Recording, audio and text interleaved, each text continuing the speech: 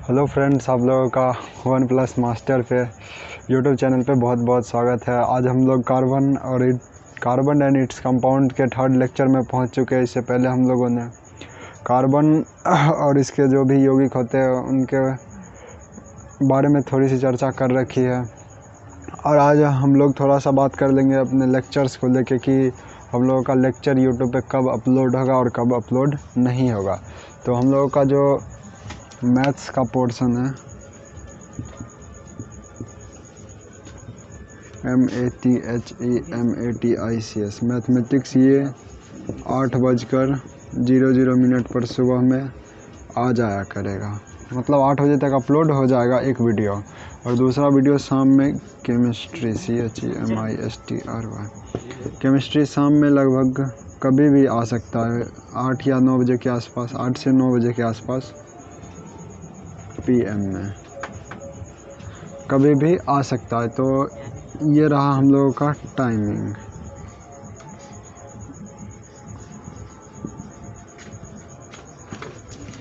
परिवर्तन बैच का लेक्चर, एक लेक्चर आएगा मैथमेटिक्स का 8 बजे और दूसरा लेक्चर आएगा शाम के टाइम में, किसी भी टाइम अपलोड हो सकता है। और वो शाम में जब भी आएगा तो वो होगा केमिस्ट्री का ही लेक्चर। ठीक है, तो हम लोग ये टाइमिंग तो देख चुके हैं। अब कल जहां हम लोगों ने लेक्चर्स को पॉज किया था वहां से आगे लेके चलेंगे। अब हम लोगों का टॉपिक अगला जो आ जाता है वो आ जाता है कैटिनेशन प्रॉपर्टी। कैटिनेशन प्रॉपर्टी से पहले हम लोगों ने इसे पहले पढ़ा था कि कोवेलेंट बॉन्ड क्या होता है। तो कोवेलेंट बॉन्ड वो बॉन्ड होता है जब दो या दो से ज़्यादा जो एलिमेंट होता है ना, वो जो कंपाउंड बनाता है वो अपने इलेक्ट्रॉन्स को आपस में शेयरिंग करके ही कंपाउंड्स बना लेता है। तो उस तरह के बॉन्ड्स को हम लोगों ने केमिकल बॉन्ड्स कहा था। और केमिकल बॉन्ड्स पढ़ने के बाद अब हम लोग थोड़ा सा बात कर लेते कैटिनेशन प्रॉपर्टी की। तो यहाँ पे कैटिनेशन प्रॉपर्टी में लिखा गया है बड़े ही प्यार से कि कार्बन के परमाणु आपस में संयोग करके। अब बात कर लेते कार्बन की। तो कार्बन जो था इसके पास, तो इसका जब हम लोग इलेक्ट्रॉनिक कॉन्फ़िगरेशन निकालते तो इसका इलेक्ट्रॉनिक कॉन्फ़िगरेशन 2 और 4 आता है। और यहाँ पे इसका जो आउटर मोस्ट सेल है इसमें 4 इलेक्ट्रॉन है, और ये चाहता है कि हम ना 8 इलेक्ट्रॉन अपने आउटर मोस्ट सेल में पूरा कर ले और हम भी ना नोबेल गैस की तरह ही बन जाए, किसी से कोई मतलब ना रखे। लेकिन अभी इसके पास है कितना इलेक्ट्रॉन, तो सिर्फ और सिर्फ 4 इलेक्ट्रॉन है, और 4 इलेक्ट्रॉन और इसको चाहिए। तो 4 इलेक्ट्रॉन और चाहिए, या ये भी ऐसा भी नहीं कर सकता कि ये 4 इलेक्ट्रॉन को छोड़ ही दे और 2 इलेक्ट्रॉन लेके ही नोबेल गैस में कन्वर्ट हो जाए। तो ऐसा भी ये नहीं कर सकता है। मतलब ये 4 इलेक्ट्रॉन किसी को पूर्ण रूप से दे भी नहीं सकता है। तो ये क्या करता है, इलेक्ट्रॉन्स का शेयरिंग करता है, ये शेयर करता है, इलेक्ट्रॉन्स शेयर करता है, इलेक्ट्रॉन्स शेयर कर लेता है और उसके बाद बना लेता है कोवेलेंट बॉन्ड्स।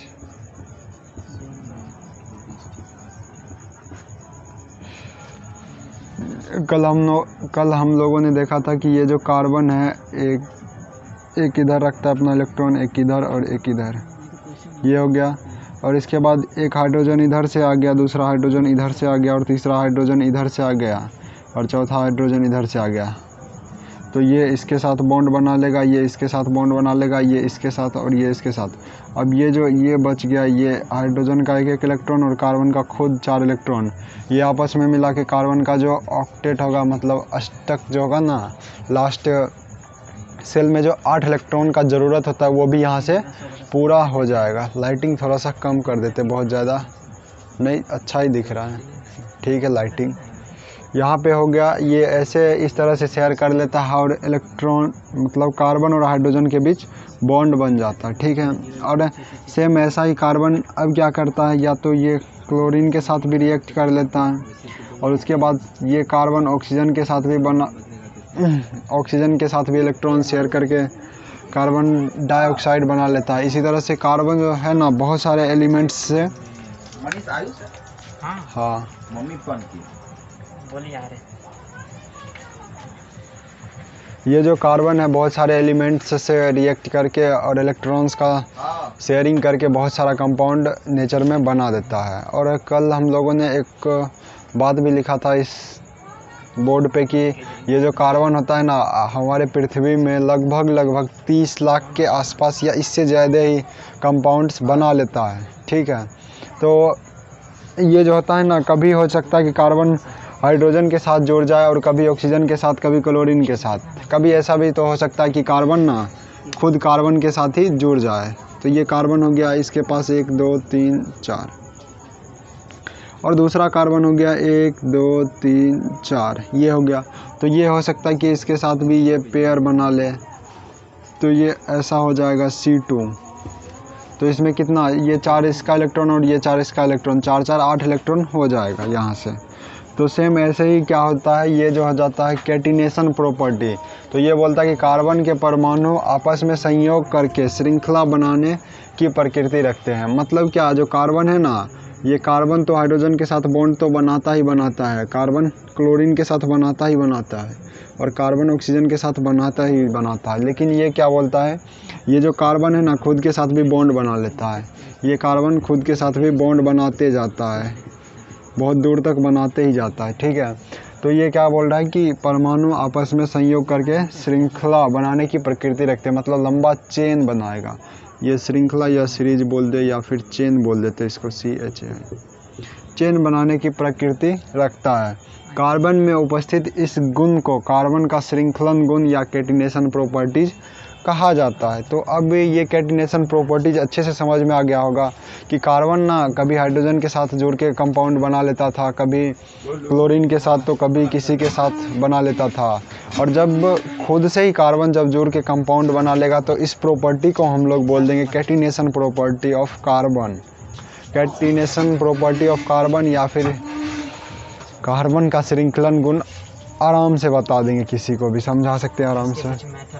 ये हो गया। तो यहाँ पे ये एग्जांपल देख रहे हैं हम लोग कि ये जो कार्बन है ना, ये फर्स्ट कार्बन सेकंड कार्बन से ये इस बॉन्ड से जुड़ा हुआ है। और ये जो बॉन्ड होगा ना, ये बॉन्ड हमेशा होगा covalent bond, COVALENT, covalent bond होगा।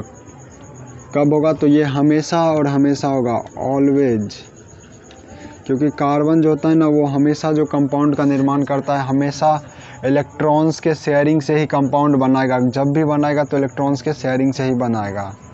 अब आगे की बात कर ले तो आगे का टॉपिक आ जाता है कार्बन के अपरूप या फिर इसी को बोला जाता है एलोट्रॉप्स ऑफ कार्बन। और जिससे कि भर भर के नहीं, 1-2 क्वेश्चन पूछ ही लिया जाता है कि कार्बन के अपरूप से आप क्या समझते हैं, या फिर कार्बन का जो शुद्धतम अपरूप होता है वो क्या होता है, या फिर इसको हम लोग सिंपल जनरल लैंग्वेज में समझने की बात करें तो ये सिर्फ और सिर्फ हो जाएगा फोटोस्टेट या फोटोकॉपी। तो अब कार्बन की कॉपी की बात करेंगे कि कार्बन जो होता है ना कॉपी करते करते क्या बना लेगा। तो अब बात कर लेते हैं, ये जो कार्बन होता है ना, कार्बन का जो शुद्धतम अपरूप होता है उसको हम लोग बोल देते हैं हीरा। और हीरा आप लोग जानते ही होइएगा कि इंडिया जो है, इंडिया या फिर उस टाइम का हिंदुस्तान जो था, हिंदुस्तान, यहाँ से गोलकुंडा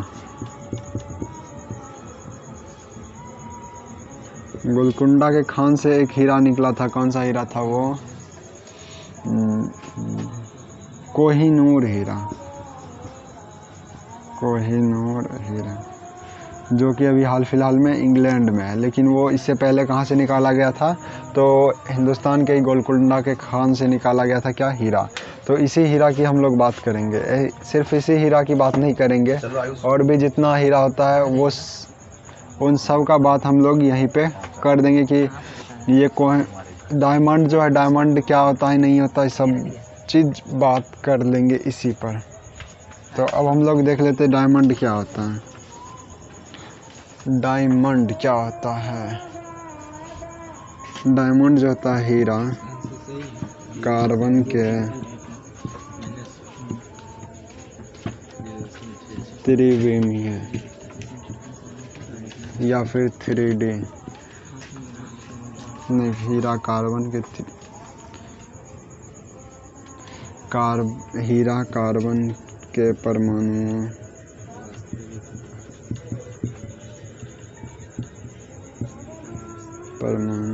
के त्रिविमीय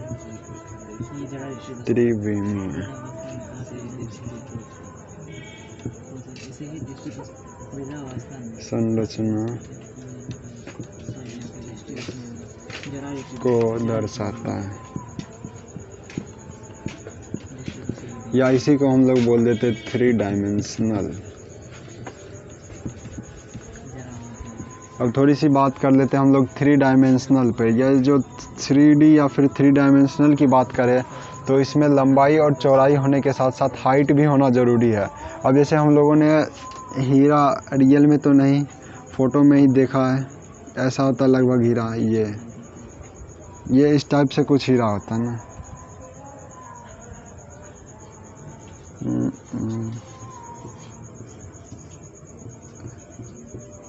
अरे कैसा होता है हीरा? नहीं, ऐसा नहीं होता हीरा।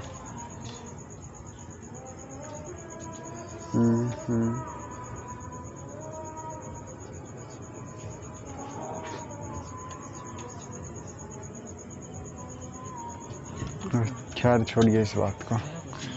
तो ये जो होता है ना, कार्बन के परमाणुओं के त्रिविमीय संरचना को दर्शाता है। तो अब ये आगे की पॉइंट की बात करें तो ये जो हीरा होता है ना,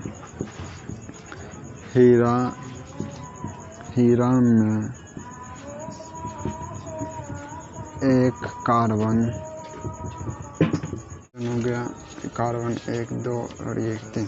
तो ये जो हम लोग इस कार्बन की अगर बात करें तो ये इस कार्बन से एक एटम कार्बन का ऊपर जुड़ा हुआ है, और ये एक इधर है और एक इधर कार्बन है और एक ये है। तो ये टोटल हो गया, एक जो एटम हो जाता है ना, ये कार्बन का ये अगर हम लोग फर्स्ट एटम मान ले, ठीक है, फर्स्ट एटम, और इसको मान ले सेकंड हो गया, और ये हो गया थर्ड, और ये हो गया फोर्थ, और ये हो गया फिफ्थ एटम। तो ये जो डायमंड का स्ट्रक्चर होता है ना, कुछ इसी तरह से होता है, ठीक है। और ये जो हो गया हम लोगों का ये जो फर्स्ट हम लोगों का एटम है, ये सेकंड से जुड़ा हुआ है, और थर्ड से, और फोर्थ से, और ऊपर ये फिफ्थ से।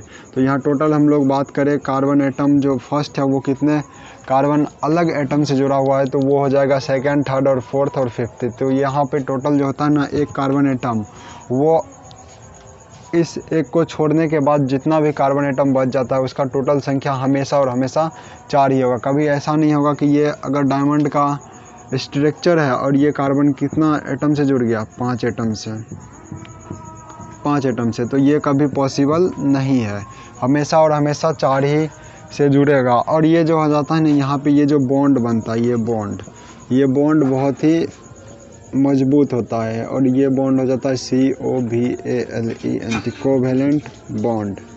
और ये कोवैलेंट बॉन्ड ही क्यों बनाएगा? क्योंकि कार्बन जब भी कंपाउंड बनाता है तो वो हमेशा इलेक्ट्रॉन्स के शेयरिंग से ही बनाता है।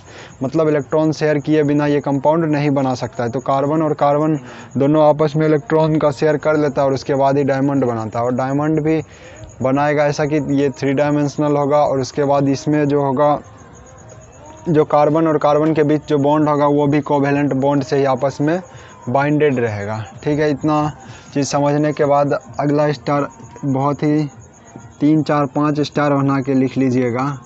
कार्बन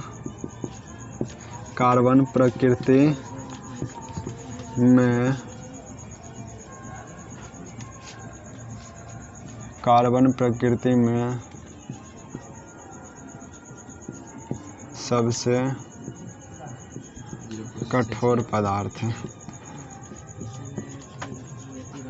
ऑप्शन आप लोगों को देगा कि इनमें से सबसे कठोर पदार्थ कौन सा है या फिर कौन सा यौगिक है। तो ऑप्शन देगा ग्रेफाइट, हीरा और बहुत चीज़ दे सकता है। लेकिन हम लोग सिर्फ और सिर्फ कार्बन जो होता है, कार्बन का जो एलोट्रॉप है डायमंड, वो ही इस नेचर में सबसे ज़्यादा क्या है, हार्ड है।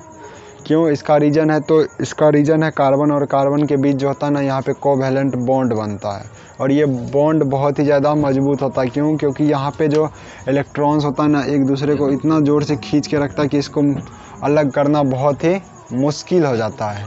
लेकिन अब हम लोग बात करेंगे, अगर डायमंड अगर सबसे ज़्यादा कठोर है तो क्या होगा, डायमंड कभी कटेगा नहीं। तो एक कहावत भी होता है कि अगर हम इंसान हैं ना तो हम कुछ भी कर सकते, तो इंसान क्या करता है, डायमंड को भी काट के हटा देता है, मतलब डायमंड का भी टुकड़ा टुकड़ा कर देता है। तो ये इंसान के लिए कुछ भी मुश्किल नहीं है, यहाँ से ये बात भी हम लोग अच्छे से सीख सकते हैं। कितना से भी बड़ा डिफ़िकल्टी आ जाए, लेकिन अगर हम लोग सही तरह से सोचे तो उसका कोई ना कोई सॉल्यूशन निकल ही आता है। किस सभी प्रॉब्लम का कोई ना कोई सॉल्यूशन होता ही होता है। अब बात कर ले यहाँ पे कार्बन की इलेक्ट्रोड डायमंड की, तो डायमंड भी बहुत ज़्यादा क्या है, कठोर है, हार्ड है। लेकिन इंसान क्या करता है, इसके हार्डनेस को भी अलग कर देता है, मतलब इस कार्बन के इलेक्ट्रोड डायमंड को भी टुकड़ा में बांट देता है। ठीक है, तो अब हम लोग बात करेंगे कि ये जो होता है ना कार्बन नहीं,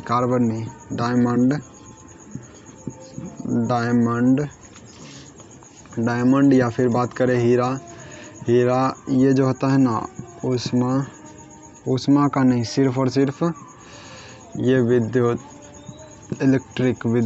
का कुचालक होता है।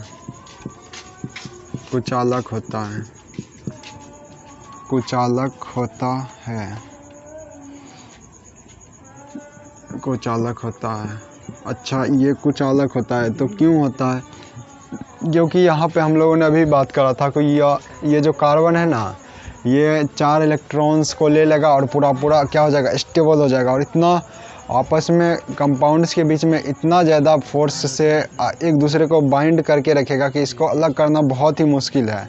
और इसका जो भी इलेक्ट्रॉन होता है ना, वो अपने जो न्यूक्लियस होता है उसको छोड़ के कभी भाग ही नहीं सकता। मतलब वो ऑर्बिट जिस अगर फर्स्ट ऑर्बिट में है तो फर्स्ट में ही रहेगा, अगर सेकेंड में फुल हो गया है, सेकेंड ऑर्बिट में अगर 8 इलेक्ट्रॉन्स को पूरा कर रखा है, तो वहाँ से वो इलेक्ट्रॉन कहीं भाग के जा नहीं सकता है।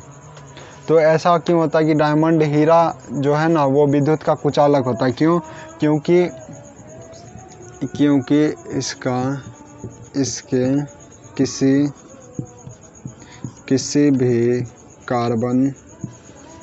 किसी भी कार्बन परमाणु का इलेक्ट्रॉन फ्रीली मूव नहीं कर सकता है।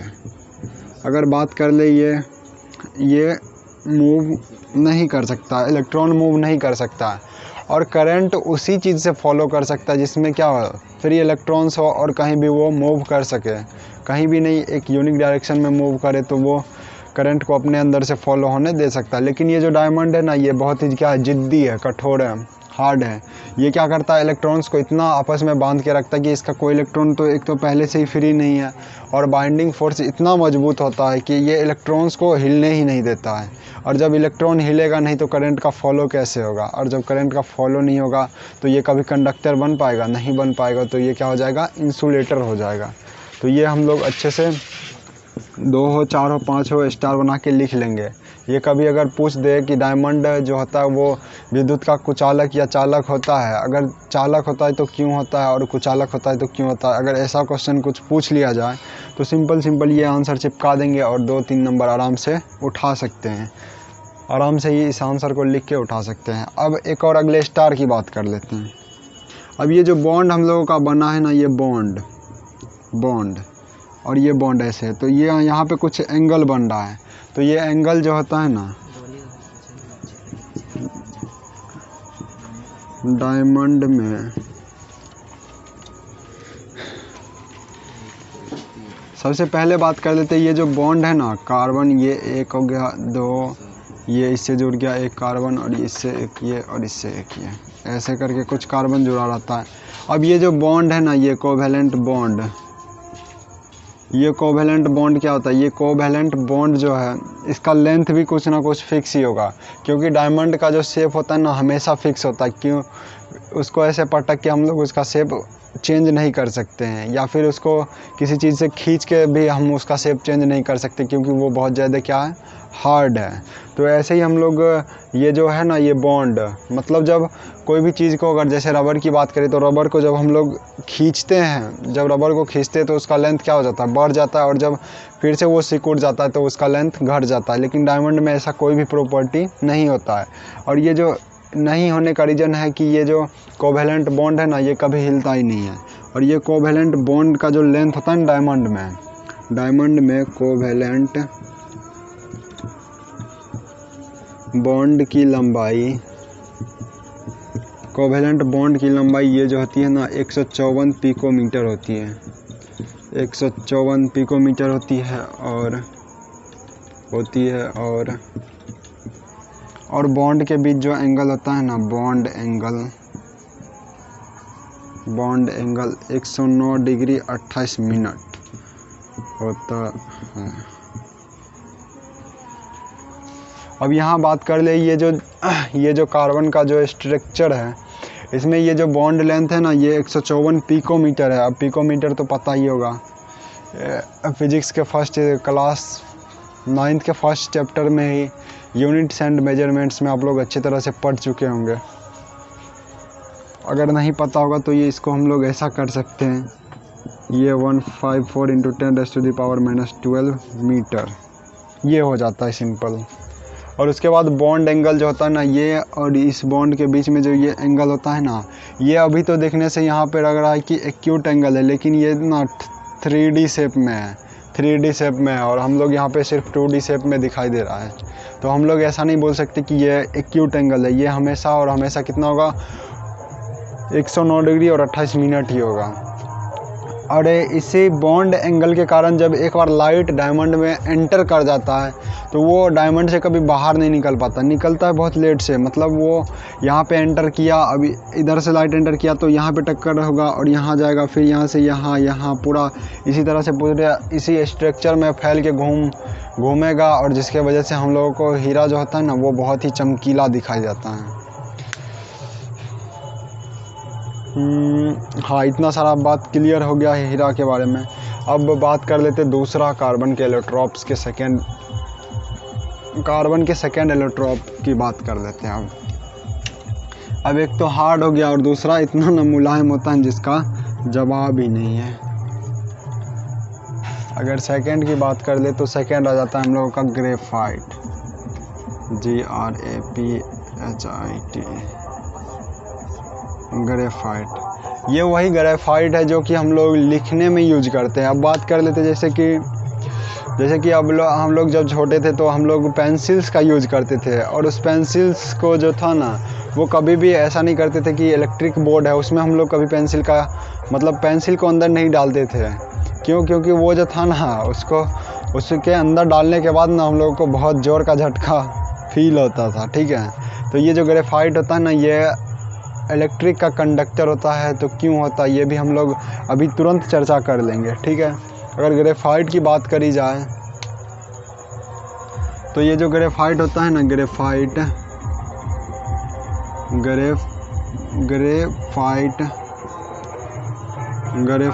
में प्रत्येक कार्बन परमाणु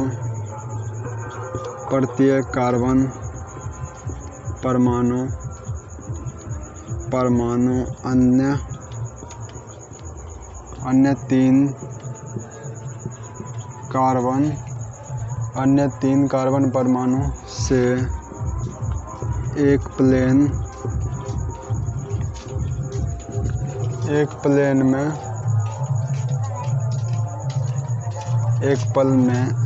प्लेन में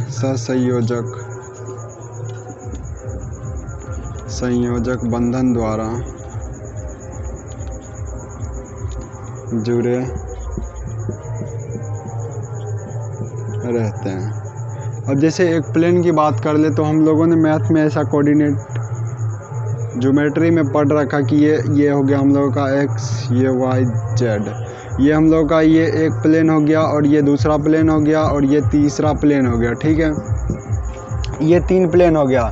तो ये बोला है कि जो ग्रेफाइट होगा ना, इसमें जो कार्बन का एक परमाणु होगा ना, वो 3 कार्बन के अलग परमाणुओं से जुड़ा तो रहेगा लेकिन एक ही प्लेन में होगा। या तो वो XY प्लेन में आएगा या फिर YZ प्लेन में या फिर XZ प्लेन में ही आएगा। कभी ऐसा नहीं हो सकता कि वो XYZ तीनों प्लेन में आ गया, ऐसा कभी नहीं हो सकता। अगर ऐसा हुआ तो वो डायमंड का शेप ले लेगा और उसमें एक और कार्बन चिपकना अनिवार्य हो जाएगा।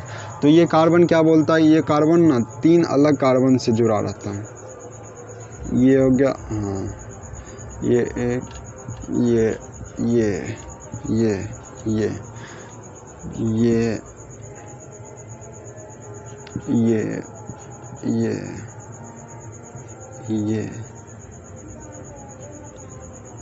ये हो गया, ये हो गया,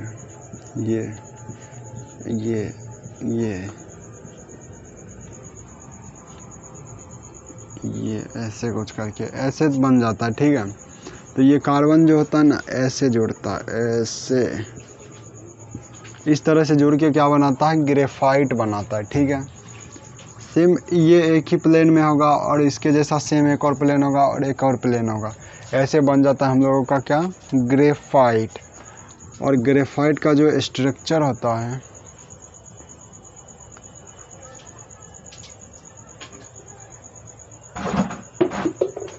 सहसंयोजक बंधक द्वारा जुड़े रहते हैं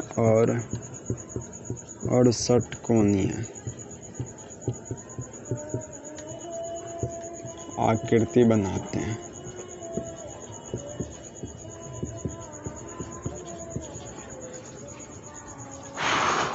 अब ये क्या बोल रहा है कि ये जो इसमें ग्रेफाइट में जो एक कार्बन एटम होता है ना वो 3 ही एटम से जुड़ता है। तो एक कार्बन एटम तो फ्री मूव कर सकता है, मतलब क्या, जो वो 1 जो कार्बन एटम बच गया हो वो उसका जो इलेक्ट्रॉन होगा ना वो फ्रीली इधर से उधर जा सकता है। मतलब इसको जब हम लोग इलेक्ट्रिक जो होता है ना, वो इलेक्ट्रिक बोर्ड के अंदर जब हम लोग पेंसिल को घुसेड़ देते तो वो क्या होता है, उसका जो एक इलेक्ट्रॉन होता है ना, मतलब एक कार्बन परमाणु जो फ्री होता है उसका जो इलेक्ट्रॉन होता है ना वो मूव करके इधर से उधर जा सकता है। तो वो इलेक्ट्रॉन जो होता है वो एक किसी पर्टिकुलर डायरेक्शन में मूव करना शुरू कर देता है करंट के फॉलो से। तो वो जब इलेक्ट्रॉन्स एक यूनि डायरेक्शन, मतलब एक ही डायरेक्शन में फॉलो करना स्टार्ट कर देता है तो वो क्या करता है, वो करता है कि जो सर्किट के अंदर जो भी इलेक्ट्रिक करंट आ रहा है वो अपने से होकर जाने दे देता है। और जब हम लोग पेंसिल को ऐसे बोर्ड के अंदर डालते तो इसका ये जो नोक है ना, ठीक है, इससे करंट हमारे हाथ तक पहुंच जाता है और हमको एक बहुत ज़ोर का झटका लगता है और हम लोग कभी कभी गिर भी जाते। तो यही हो जाता है ग्रेफाइट के साथ। तो ग्रेफाइट का स्ट्रक्चर आई थिंक आप लोगों को अच्छे से समझ में आ गया होगा।